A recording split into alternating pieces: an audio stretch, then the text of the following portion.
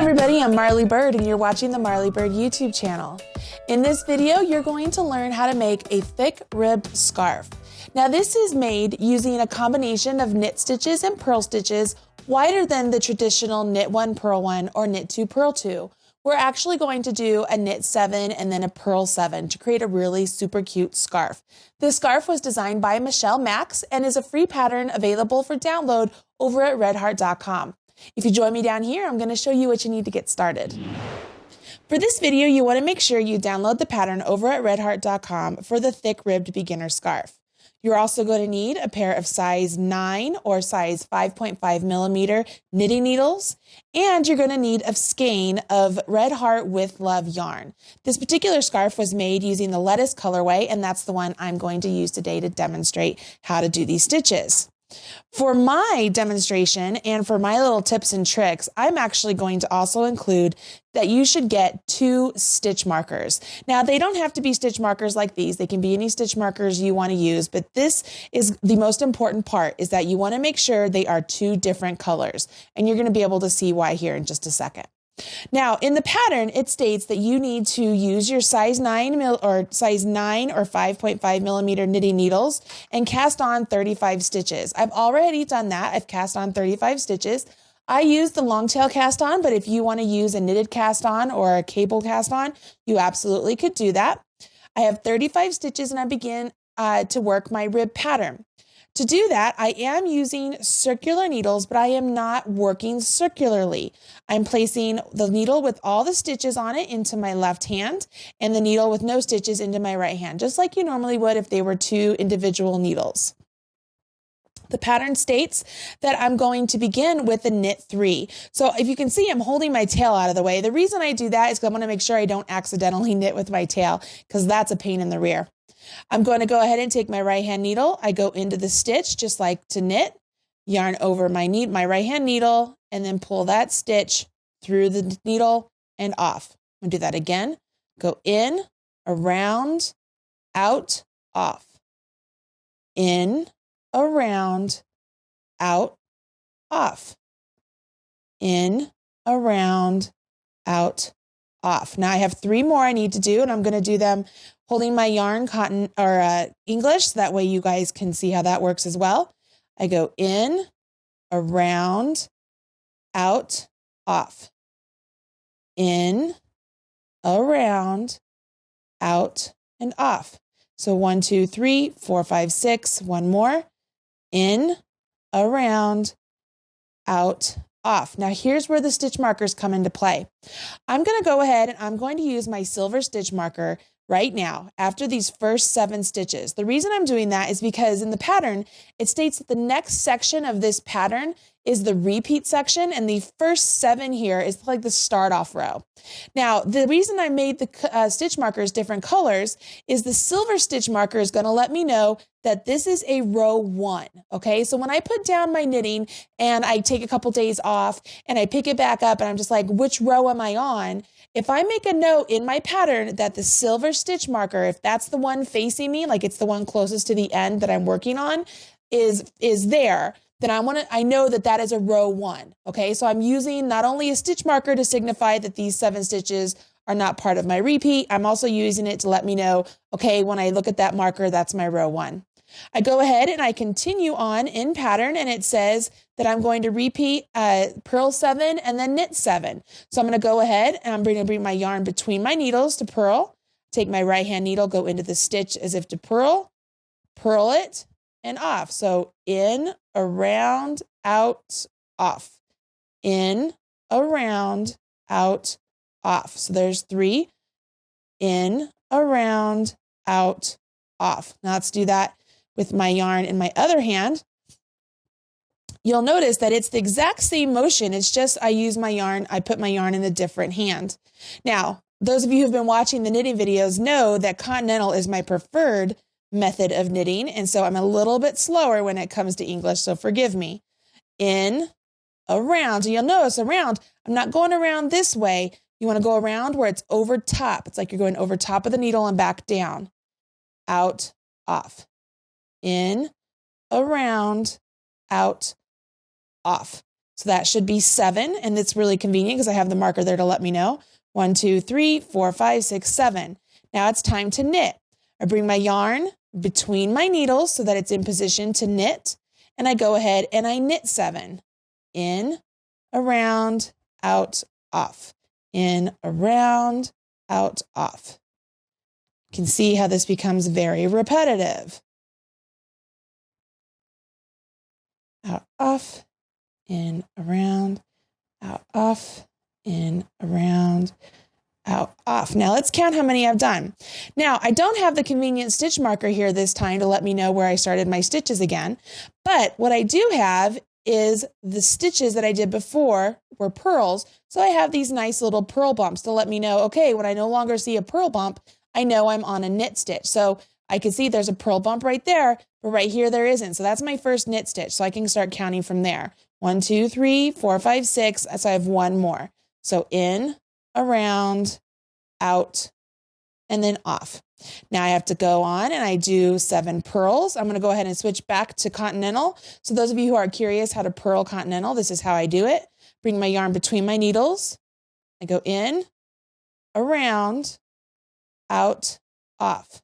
In, around, out, off. In, you see that? I'm in, around, out, then off. In, around, out, off. See that? Once again, I can go back here and it's the reverse now. I can see where I don't have a purl bump, and when I do have one, that's where I'm going to start counting. So 1, 2, 3, 4 is all I've completed so far. 5, 6, 7. So now I'm going to finish off with a knit 7. So I have my yarn, I went between my needles, back to the back, and I knit 7. 1, 2, 3, 4, 5, 6, 7. Okay. I go ahead, I switch needles, and I'm going to start off here at the beginning. Now, just like before, the first 7 stitches are not part of the repeat on this row. So this is where I'm going to put my marker. We begin with the purl 7. So I bring my yarn to the front and I go ahead and I purl my 7, 2, 3, 4, 5, 6, 7. And I can see in the pattern that this is where the repeat begins. And I know that because it has an asterisk right next to the next part of the instructions. So I'm going to take my opposite color stitch marker, place it directly onto my needle, and carry on in my pattern. Now I know that if I pick up my needle, and this is the stitch marker at the closest end when I'm getting ready to work, I'm beginning a row 2. So I could carry on and I would just go ahead and I would knit my knits and purl my purls, which right now it begins with a knit 7 and then it goes on to purl 7. I am going to set this down once I get down to the end of this row to show you how you would slip the marker when you come to it. It's really easy. There's not a big trick to it, but if it's the first time you've ever used markers, it could be a little bit different for you. And so I want to make sure you know how to do that. I went ahead and purled my 7. I'm back to knit 7. And I'm coming up to my marker right here. When I get to my marker, all you have to do is take your right hand needle and just slip the marker off the left needle directly onto the right needle. So it's not actually worked into any particular stitch. It's literally just resting between the stitches directly onto your needle, just like that. It just rests there and no problem. So I moved it. Now I move my yarn between my needles and I finish off with my purl 7. You continue on in this manner for this particular scarf, repeating rows 1 and 2 until the piece measures approximately 60 inches. You can make it longer or shorter depending on what type of scarf you're looking for. It's totally up to you. And that's as easy as it is. So once you do that, you're going to bind off in the ribbing pattern. And what that means is when you bind off, you will knit the knits and purl the purls. And when you get 2 stitches onto your right hand needle, you go ahead and have the back stitch jump the front stitch just like before. So I'm going to show you that last bit and then I'm going to let you out of here so that you can go make your very own thick ribbed scarf. So these first stitches here, these are 7 knit stitches. So they are bind off just like if we say regular bind off. So we're going to go ahead, we're going to knit 2 stitches, knit 1, knit 2. And just like a regular bind off, we take our left hand needle, go into the stitch that's behind the first needle or the first stitch on the right hand needle, and you're going to have it jump up and over that second stitch, okay? I call it leapfrogging. So what happens is it jumps up and over, you see that? I let it fall off my left hand needle and I'm left with that 1 stitch. I go in and around, I knit the next one, and I do it 1 more time, up and over. So now those stitches are bind off. It's like we have put the stitch that we just completed, so I just completed that stitch, and we're going to draw it through the middle of that one by having that one jump up and over it, okay? So I continue on doing that. I'm going to get over to where there's some purls so you can see what I mean by binding off in the rib pattern. I'm here to my last knit. I'm up to my marker. I just go ahead, take my marker off and set it aside because I don't need it anymore. And I'm coming up to purl stitches. So to bind off in the rib pattern, which means I would continue on purling these. So I bring my yarn between my needles, go into the stitch as if to purl, I purl it. And now I go ahead and just like before, the back stitch jumps over the front stitch, just like before. The only difference here is that this stitch here that we just finished was a purl instead of a knit. Up and over. You see that? I purl the next one. I go into the back, up and over. You would do this all the way down the row, and you can see it begins to bind off all of these nice stitches here. So they're no longer live, except for that one right there. You do that down the entire row.